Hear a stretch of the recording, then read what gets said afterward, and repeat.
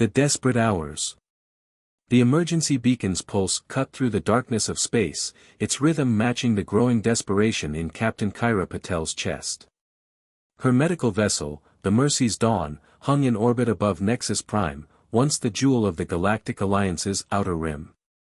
Now, the planet's surface showed ugly patches of bronze, evidence of the resource plague that had already claimed 3 worlds in the past month.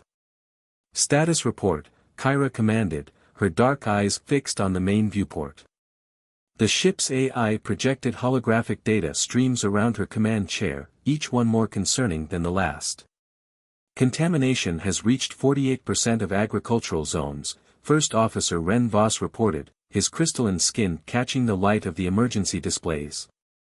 The indigenous Nexian wheat variant is showing the same degradation pattern we observed on Centauri Beta.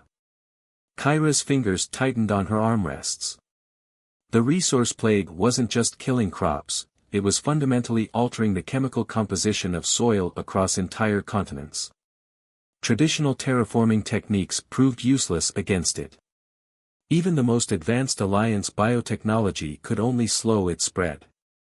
Medical Bay reports 16 new cases of nutritional deficiency disorders, Dr. Lyra then added from her station. The Andorian physician's antennae drooped slightly, a clear sign of distress among her species.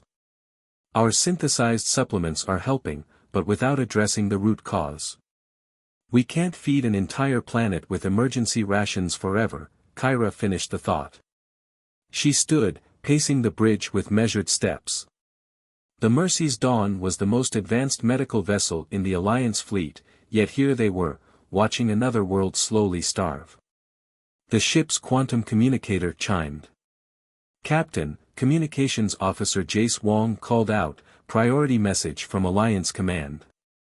They're requesting our immediate departure to the Vega sector. Similar outbreak patterns detected on 3 colony worlds. The bridge fell silent. 3 more worlds. The plague was spreading faster than anyone had predicted. Kyra closed her eyes, allowing herself exactly 3 seconds of despair before snapping back to attention. Plot a course for Vega, she ordered, but first, I want every sensor we have scanning this contamination pattern. There has to be something we're missing. Lyra, coordinate with the planet's medical team. Download everything they've gathered about soil composition changes. Jace, get me a secure channel to Professor Ishikawa on New Mars, she's the leading expert on extraterrestrial agriculture. As her crew moved with practiced efficiency, Kyra returned to her chair, activating her personal log. Captain's log, Stardate 2847.3.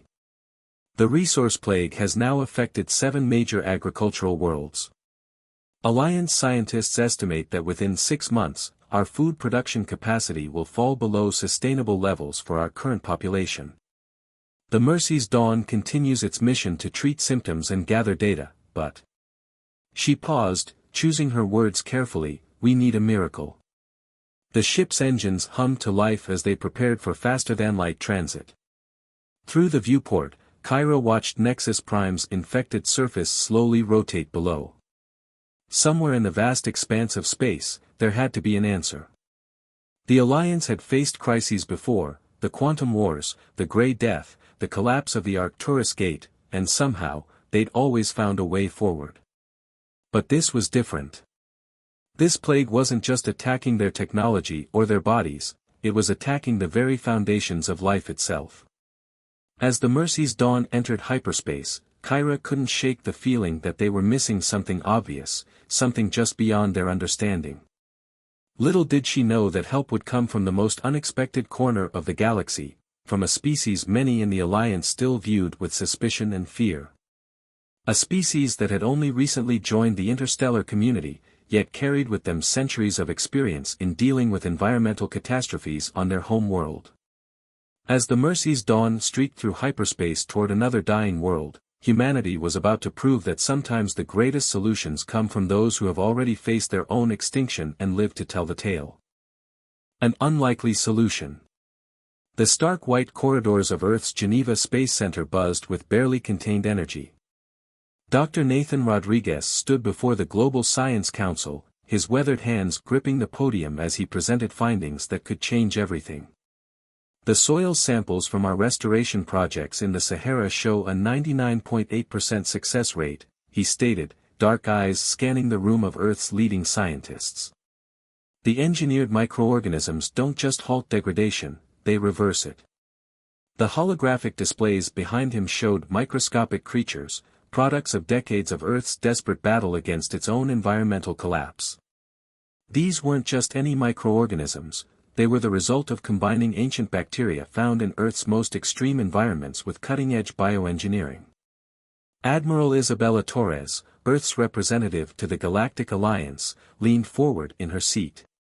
And you believe these could be adapted to combat the resource plague affecting Alliance worlds? I don't just believe it, Nathan replied, pulling up new data streams. We've already successfully tested them on samples from Nexus Prime. The plague shares remarkable similarities with what we faced during the Great Collapse of 2157. Different cause, same fundamental problem, systematic breakdown of soil chemistry. The room erupted in murmurs.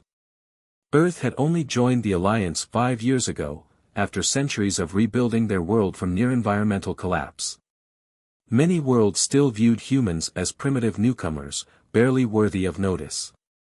Dr. Rodriguez called out Dr. Kai Wong, head of the Biological Sciences Division. The Alliance has some of the most advanced biotechnology in known space. Why would they listen to us? Nathan's response was interrupted by an urgent communication. Admiral Torres's holoscreen flashed red, priority message from Alliance Command. The room fell silent as she read it, her expression growing grave. 3 more systems have reported outbreaks, she announced. The plague has reached the core worlds.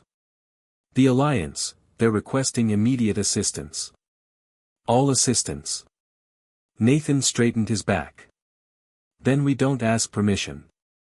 We act. The prototype terraforming ships we developed for Mars can be modified to distribute the microorganisms on a planetary scale. We have the solution, now we just need to implement it. The next 48 hours passed in a blur of activity. The Geneva Space Center transformed into a hub of controlled chaos as Earth's scientists and engineers worked alongside Alliance representatives. Nathan's team had been preparing for something like this, though they'd never imagined it would be to save other worlds instead of their own. The Mercy's Dawn, still the Alliance's primary research vessel on the plague, arrived in Earth orbit to coordinate efforts. Captain Kyra Patel's hologram appeared in the center's main laboratory, her expression a mixture of hope and skepticism. Dr. Rodriguez, she began, your proposal is unprecedented. No world has ever attempted planetary-scale microorganism seeding at these concentrations. With respect, Captain, Nathan replied, pulling up historical footage of Earth's restoration projects, we have. 70 years ago, Earth was dying. Not from an alien plague, but from our own actions. These methods saved our world. They can save yours too. He watched as Kyra studied the data, her eyes widening as she understood the implications. The similarity in degradation patterns, it's remarkable. But the Alliance Council will never approve such an experimental. They already have, Admiral Torres interrupted, striding into the lab. Emergency powers have been granted. We begin immediate deployment to Nexus Prime as a test case. The next challenge was convincing the local populations. Many worlds were hesitant to trust Earth's primitive solution. Nathan found himself working closely with Alliance diplomatic teams, explaining the process to frightened planetary councils and suspicious local scientists. These microorganisms are not just engineered, he explained to the Nexian Agricultural Council, they're evolved. They carry within them the collective survival knowledge of Earth's most resilient life forms, combined with the precision of modern bioengineering. They don't just combat the plague, they strengthen the entire ecosystem against future threats. As the first terraforming ships entered Nexus Prime's atmosphere, Nathan stood in the observation deck of the Mercy's Dawn, watching alongside Captain Patel.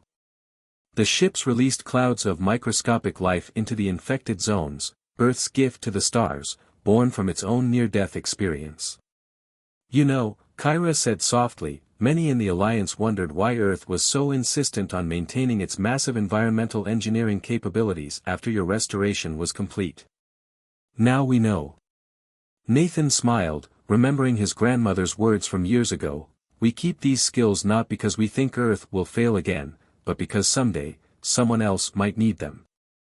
The first results from Nexus Prime would take days to process, but as Nathan watched the terraforming ships complete their seeding patterns, he felt something he hadn't experienced since his early days of environmental work, pure, unfiltered hope. Trust in the unknown. The observation deck of the Alliance Council chamber on Centauri Prime offered a panoramic view of the capital city, but Director Zara Venn of the Interstellar Agricultural Authority wasn't admiring the scenery. Her attention was fixed on the latest data streams from Nexus Prime, where Earth's controversial solution had been implemented 2 weeks ago. Contamination levels decreased by 37%, she announced to the assembled council members. The holographic displays showed time-lapse imagery of bronze-colored fields gradually returning to their natural hues. The human microorganisms aren't just stopping the plague, they're rehabilitating the soil. High Councillor Thex, his scaled skin shimmering under the chamber's lights, leaned forward. And the side effects? Surely introducing Earth-based organisms into our ecosystems carries risks. Dr. Nathan Rodriguez stepped forward, having earned his place at these proceedings through the initial success on Nexus Prime. The microorganisms are self-limiting, he explained. They're programmed to become dormant once soil chemistry returns to normal parameters. We learned the hard way on Earth that any solution needs to work with natural systems, not dominate them. Captain Kyra Patel's hologram appeared next to them, transmitted from the Mercy's Dawn where she coordinated the expanding relief efforts. Nexian wheat production has resumed in treated areas.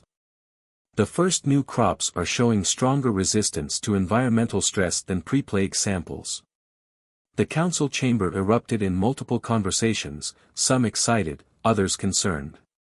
The success on Nexus Prime was undeniable, but scaling the solution to dozens of infected worlds presented unprecedented challenges. We'll need more terraforming ships, Zara stated. Earth's current fleet can't cover all affected worlds fast enough. The Andorian shipyards stand ready, announced Councillor Shren, her antennae twitching with enthusiasm. We can adapt our atmospheric processors to Earth specifications. The Rigelian Confederation will provide transport ships, another council member added. Our cargo fleets can distribute the microorganism cultures between manufacturing centers. Nathan watched in amazement as the Alliance's vast infrastructure began to mobilize around Earth's solution. But he knew the biggest challenges weren't technological, they were cultural. On Vega 3, local religious leaders initially refused the treatment, believing the plague was a divine test. Nathan spent 3 days in their temples, not arguing, but listening.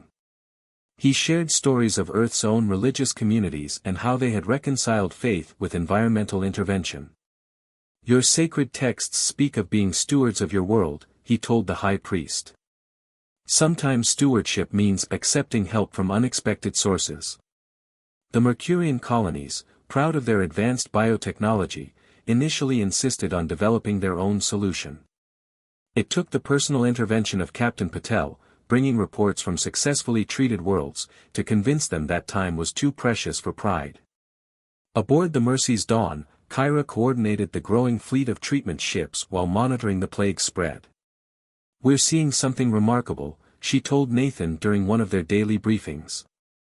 Worlds that have received the treatment aren't just recovering, they're sharing their experiences, helping others overcome their hesitation. That's how it was on Earth, Nathan replied. When we faced our crisis, the turning point came when nations stopped trying to solve it alone. The breakthrough moment came 3 months into the treatment program. On Dorsica Prime, a world known for its biological sophistication, local scientists discovered that the Earth microorganisms were adapting in unexpected ways, incorporating beneficial characteristics of native soil bacteria. They're not just healing the soil, Dr. Lyra then reported excitedly. They're creating stronger, more resilient ecosystems. Each world's treatment is becoming uniquely adapted to local conditions. This discovery transformed the narrative. What had begun as a desperate acceptance of Earth's help was becoming a true collaboration. Alliance biotechnology centers began studying the microorganisms, learning from their design, while Earth scientists eagerly incorporated new insights from alien ecosystems. As Nathan watched another terraforming ship depart Earth's orbit, carrying hope to distant worlds, he reflected on how crisis had transformed ancient barriers into bridges. The resource plague had threatened to destroy worlds, but humanity's solution was doing more than saving them, it was bringing them together in ways no one had imagined possible. Rising together. The emergency alert pierced through the calm of the Mercy's Dawn's bridge.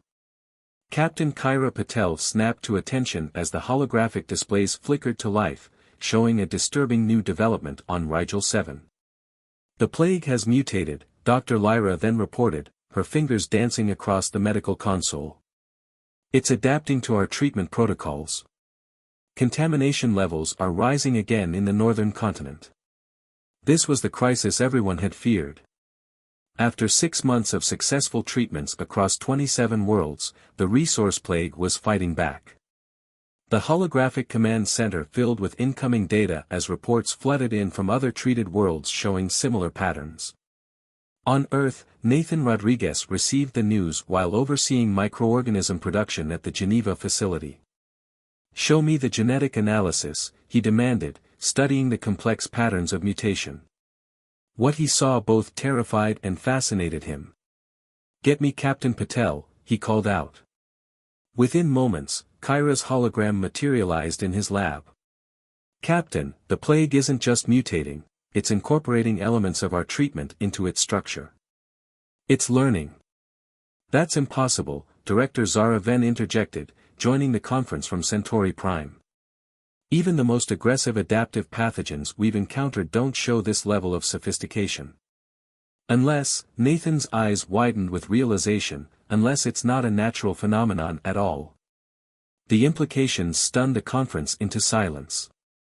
The resource plague had seemed like a natural disaster, but its response to their treatment suggested otherwise. It was behaving more like a programmed system than a biological entity. Admiral Torres, who had been quietly listening, spoke up. "During Earth's darkest days, we saw something similar. Corporate bioweapons designed to force dependency on patented crops. This feels familiar." The next 48 hours transformed the crisis response. While treatment ships continued their work, Alliance intelligence began investigating the plague's origins with new eyes. The Mercy's Dawn was reassigned to follow a trail of unusual energy signatures detected at the edges of infected zones. What they discovered shocked the Alliance to its core. Hidden in the shadows of a dying star system, they found automated seed ships, ancient machines programmed to spread the plague. Their origin was unclear, but their purpose was not to remake worlds according to some long-dead civilization's plan. "These machines have been dormant for millennia," Kyra reported to the Emergency Council session. "Our treatment activities must have triggered their adaptive protocols." Nathan worked tirelessly with a combined team of Earth and Alliance scientists to modify their solution. "We're not just fighting a plague anymore," he explained to his team. "We're essentially in a technological war with an ancient terraforming system." The modified treatment incorporated reprogrammed nanobots alongside the microorganisms, technology Earth had once feared but the Alliance had mastered. It was a true fusion of both worlds' expertise, Earth's biological wisdom and the Alliance's technological sophistication. But implementing the new solution required unprecedented coordination.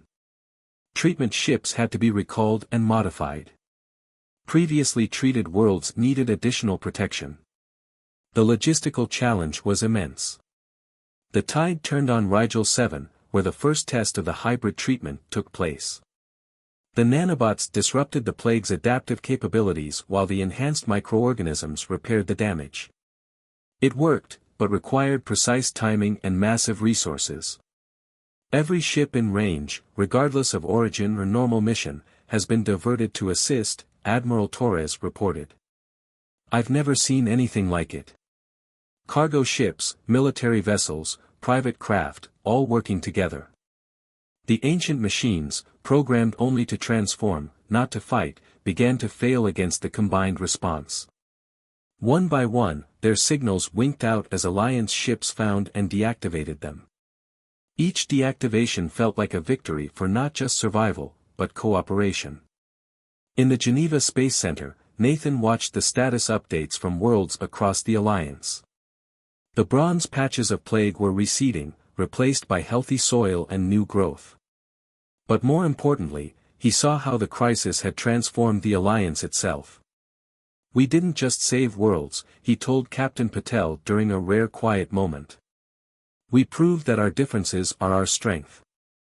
Earth's past mistakes led to solutions no one else had. The Alliance's technology made implementation possible. We needed both." A new dawn. 1 year after the discovery of the ancient siege ships, the viewing chamber of the newly established Interstellar Agricultural Institute on Nexus Prime was filled to capacity. Captain Kyra Patel stood alongside Dr. Nathan Rodriguez, watching as delegates from across known space gathered for the inauguration ceremony. Through the chamber's transparent dome, they could see the verdant fields stretching to the horizon, fields that had once been stained bronze by the plague. But they were different now, stronger. The hybrid treatment hadn't just restored them, it had transformed them into something new and more resilient. "The latest surveys are in," Dr. Lyra then announced, approaching them with a data pad. "Crop yields are 30% higher than pre-plague levels. The combination of Earth's microorganisms and Alliance nanotech has created self-sustaining agricultural systems that adapt to threats automatically." The Institute itself was a symbol of the transformation that had swept through the Alliance. Its architecture blended Earth's biomorphic design principles with Alliance technology, creating a living building that seemed to grow from the soil itself. Inside, scientists from 100 worlds worked together, sharing knowledge that had once been closely guarded. Director Zara Venn took the podium, her voice carrying across the chamber. "1 year ago, we faced extinction. Today, we celebrate not just our survival, but our evolution as a civilization. The resource plague forced us to confront our prejudices, our isolation, and our fear of the unknown." The holographic displays showed images from the crisis, the first treatment ships arriving at Nexus Prime, the discovery of the ancient machines, the massive fleet of vessels from every corner of the Alliance working together to distribute the hybrid solution. Each image told a story of cooperation overcoming catastrophe. High Counselor Thex, who had once been skeptical of Earth's primitive solution, rose to speak. "We had forgotten a fundamental truth," he declared. "That wisdom comes in many forms. The humans, whom many dismissed as newcomers, carried with them lessons learned from their own near extinction. Their greatest contribution wasn't their technology, it was their perspective." Nathan shifted uncomfortably at the praise, but Kyra nudged him forward. He had become a symbol of this new era, though he still saw himself as simply a scientist doing his job. As he looked out at the assembled delegates, he remembered the desperate days in his laboratory on Earth, when saving other worlds had seemed impossible. "The Institute's mission," he began, "is not just to prevent future crises. It's to ensure that we never again let our differences blind us to our common destiny. Every world in this alliance has faced challenges. Every civilization has made mistakes and learned from them. Together, we are stronger than the sum of our parts." The ceremony continued with the activation of the Institute's central database, a vast repository of agricultural and environmental knowledge from every member world. Earth's centuries of environmental restoration data merged with Alliance biotechnology, creating something unprecedented, a living library of survival. Admiral Torres, representing Earth, and Captain Patel, now promoted to Fleet Commander, unveiled the final element, a new class of ships. These vessels, called Guardians, combined Earth's terraforming capabilities with Alliance technology. They would serve not as weapons, but as preservers of life, ready to respond to environmental threats anywhere in known space. As the formal ceremonies concluded, Kyra found Nathan in the Institute's botanical gardens, surrounded by plants from 100 worlds growing together in harmony. "Thinking about how far we've come?" she asked. "Thinking about how far we have to go," he replied, touching a leaf that hadn't existed before the plague, a hybrid born from the crisis. "We still don't know who created those seed ships or why. There could be more threats out there. And we'll face them together," Kyra said firmly. "The Alliance isn't just a political entity anymore. It's a blueprint for survival." Above them, through the garden's transparent roof, they could see ships coming and going, Earth vessels alongside Alliance craft, carrying scientists, diplomats, and solutions to distant worlds. The resource plague had threatened to destroy them, but in doing so, it had forced them to create something stronger than anyone had imagined possible. As the twin suns of Nexus Prime set, casting golden light across the restored fields, Nathan thought about his grandmother's words again. Earth had kept its environmental knowledge not just for itself, but for others who might need it. In saving other worlds, humanity had finally found its place among the stars, not as conquerors or subjects, but as partners in the greatest challenge of all, survival itself. The end.